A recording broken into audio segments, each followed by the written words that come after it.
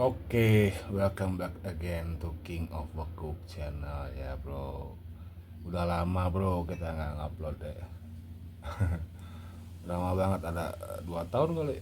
Kalau lagi ada inspirasi baru mau bikin video, kalau enggak ya nanti aja lah. Kali ini gue pengen rating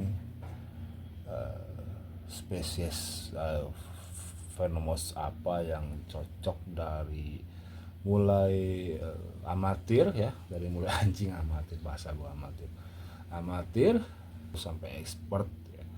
Mulai pemeliharaan, breedingnya, segala macamnya, care sheetnya, terus ketahanan tubuh dia,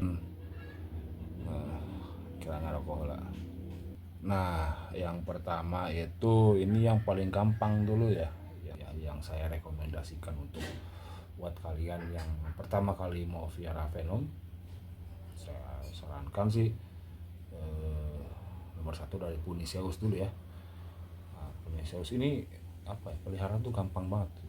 Jadi dia dari segi pemeliharaan itu nggak ribet, dan dia resisten terhadap suhunya itu lebih tinggi daripada spesies lain. Nah, bahkan mau kita setting dia setelan kering, setelan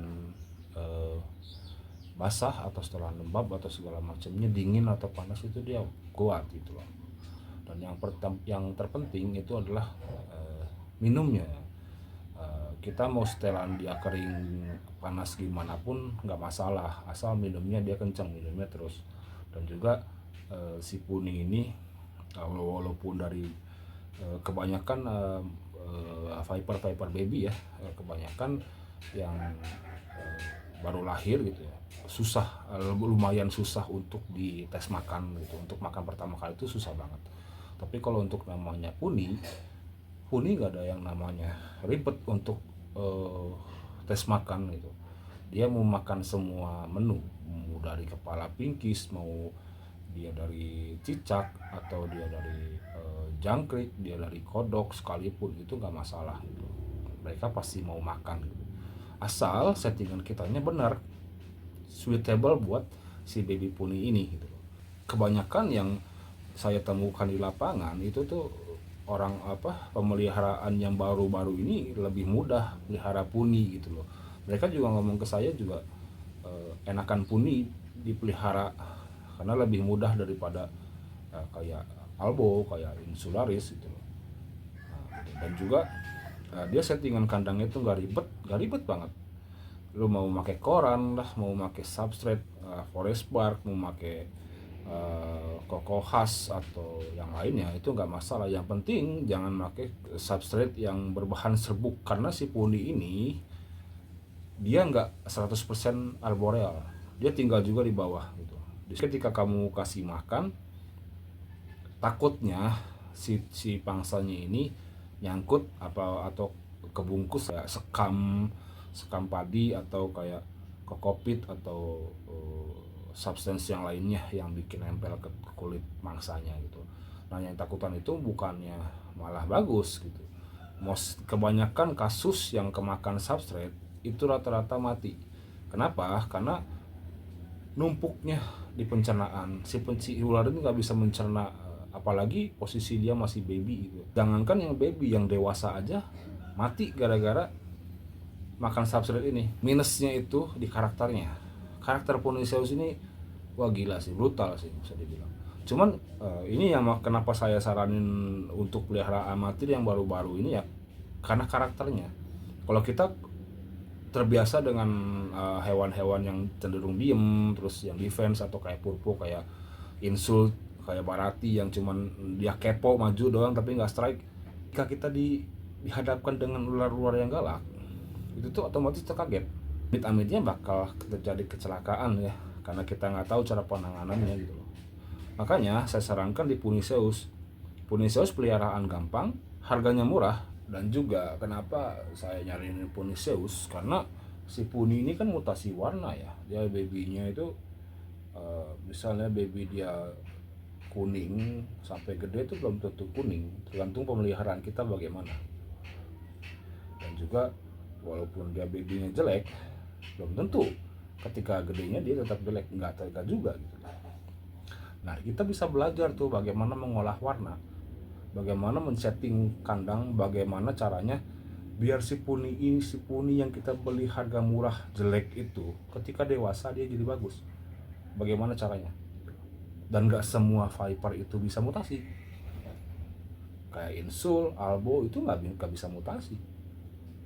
Makanya saya saranin Puniceus, kalian bakal belajar banyak dari ular sebelum kalian next level. Dan juga varian warnanya tuh banyak banget, beragam, dari ujung pulau Jawa Banten sampai Jawa Timur itu variannya beragam. Dari terserah kalian main yang kayak gimana, mau yang merah, mau yang hitam, mau yang abu-abu, mau yang kuning, mau yang ada percak putih, ada yang ungu juga, banyak variannya. Makanya saya saranin Puni itu karena kalian bisa milih warna apa yang kalian mau. Juga harganya pasti murah, tapi ya tergantung penjual juga gitu loh. Kalau penjualnya tahu itu line-nya bagaimana, ya mungkin harganya lumayan mahal, cuman worth it kalau untuk dipelihara. Nah, yang kedua itu adalah Trimeresurus insularis. Lukisan saya bagus ya, ini lukisan dikasih sama Aris Wiraudasan Urban dari Cirebon.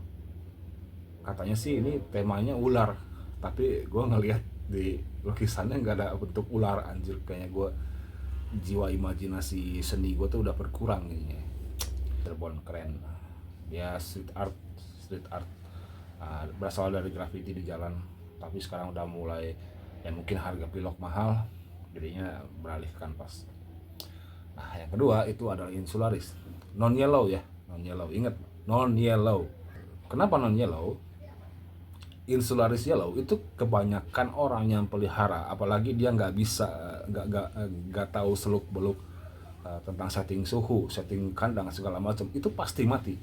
Termasuk saya pelihara yellow insularis dari tahun 2017-2016 sampai sekarang itu nggak pernah sukses sekalipun.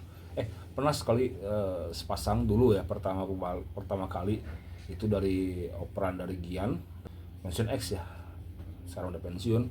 Sepasang di saya ada dulu zaman 2017-an 2018 kalau nggak salah. Nah, itu pernah sekali sepasang doang. Nah, setelah itu after that gitu loh, saya coba pelihara yellow insul beberapa kali, itu nggak pernah sukses sampai sekarang. Nah, makanya kenapa saya bilang kalau yellow insul itu nggak cocok lah buat yang mulai pelihara Venom ya, apalagi kalau kita belum tahu cara setting suhu, cara setting kandang. Yang kedua adalah insul. Nah, insul ini paling banyak, gue rasa paling banyak hewan favoritnya anak-anak Venom di Indo sih, karena ya gampang banget gitu. Dan juga warna-warnanya itu unik-unik loh, ada yang biru kan, ada beberapa sekarang ada varian-varian baru atau morph baru, kayak teman saya orang Jogja dia bikin Black Suta, terus Petruk kan yang red pattern itu kan. Terus saya juga beberapa tahun ini udah sukses bikin semi black, saya bilangnya black galaxy gitu. Jadi si insulnya itu blue tapi atasnya full hitam gitu. Jadi saya harapnya sih kedepannya itu bakal ngasilin black insul si Amin ya. Doain aja panjang umur, panjang rezeki, biar akan jual. Amin. Insul kalau kita ngomong insul tuh variannya banyak banget, apalagi dia yang birunya itu kan eye catching banget lah ya, menarik mata ya, bikin adem mata, apalagi kalau kita bikin terrarium di dalam rumah gitu, dalam kandang atau dalam kamar gitu. Dan juga segi pemeliharaannya nggak susah. Insul WC adult, dia mau dia green atau blue itu sama aja, pemeliharaan tuh gampang banget tuh. Mungkin kita udah berkaca pada setting Puniceus ya, kita udah paham cara pemeliharaan Puniceus. Kita bisa mulai ke insul. Secara settingan sama, settingan kandang, cuman insul juga sama, adaptable-nya terhadap suhu panas, suhu dingin itu nggak masalah.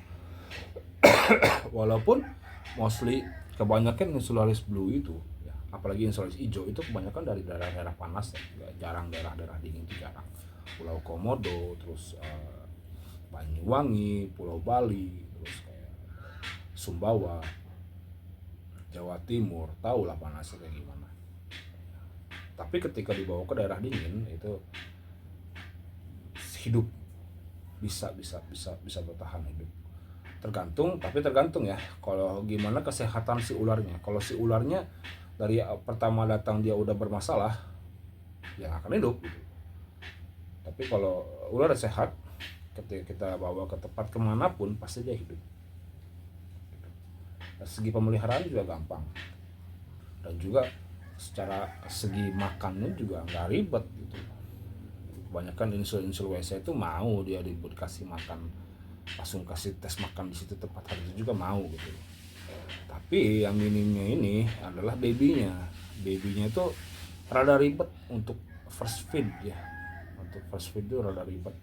Jadi saya saranin kalau kalian mau pelihara, mending yang baby up atau WC sekalian ya. WC yang udah dipelihara sama sellernya beberapa bulan dan udah tes makan juga. Lebih saranin seperti itu. Nah, karakternya ini nggak begitu agresif kalau saya bilang. Enak lah bisa bilang, masih bisa di handling pakai hook itu masih enak gitu. Dia nggak kayak puni gitu. Nggak asal sambar buka kandang nyambar, nggak begitu. Insulnya enak lah bisa dibilang. Dan juga harganya juga nggak begitu mahal ya kalau untuk sekarang gitu ya. Tapi kalau untuk morph atau varian lain, saya rasa harganya ya bisa di atas 1 juta, 2 juta ke atas lah.